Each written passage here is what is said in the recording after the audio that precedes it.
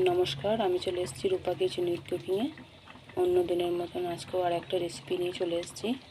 আজকে এখানে আছে এটা ওল গাছের এই শাকগুলো আজকে এটা রান্না করব। এটাকে সিদ্ধ করে নিয়েছি, আগে থেকে সিদ্ধ করে জল ঝরিয়ে নিয়েছি।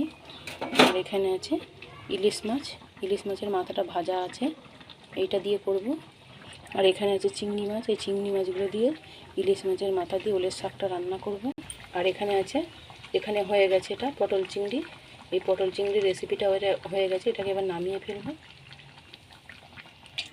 পটল চিংড়িটা হয়ে গেছে, এটাকে নামিয়ে ফেলেছি। চিংড়ি মাছে নুন হলুদ দিয়েছি, এটা মাখিয়ে নেবো, দিয়ে এটাকে ভেজে নেবো।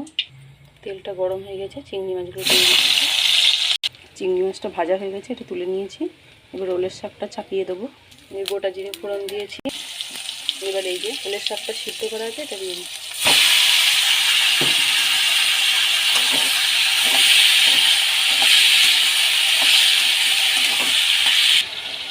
জিরের গুঁড়ো, লবণ, আদা বাটা, লঙ্কার গুঁড়ো, হলুদ গুঁড়ো। এবার মশলাটা দিয়ে মাখিয়ে নেব।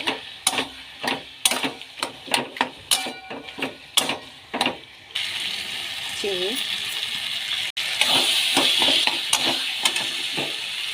ভেজে রাখা চিংড়ি মাছ, এই যে মাছের মাথাটা ভাজা ছিল এটা দিয়ে দিচ্ছি। ইলিশ মাছের মাথাটা পুরো ভেঙে দিয়েছি। আর এটা অল্প একটুখানি হয়ে গেছে, অনেকটা ছিল, একদম অল্প হয়ে গেছে। এটা প্রায় হয়ে গেছে, এটাকে নামিয়ে ফেলবো। এবার ওলের শাকটা হয়ে গেছে, এবার এটাকে নামিয়ে ফেলবো। ওলের শাকটা হয়ে গেছে ইলিশ মাছের মাথা দিয়ে আর চিংড়ি মাছ দিয়ে। এই যে ওলের শাকটা হয়ে গেছে, এটাকে নামিয়ে ফেলেছি।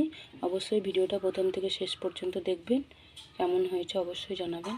খুব সুন্দর হয়েছে আজকের রেসিপিটা। ভালো লাগলে একটা লাইক করবেন। আজকের রেসিপি এই পর্যন্তই। আজকের রেসিপি হয়েছে পটল চিংড়ি আর ওলের শাক, এই দুটোই হয়েছে একসাথে।